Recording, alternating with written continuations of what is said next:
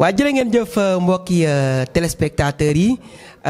suñu auditeur auditrice ndeysaan ñu ngi leen di kontaane bu baax a baax di am ci yéen mbégte di leen ñaanal nag jàmm ju sax dàkk ci at mu bees mi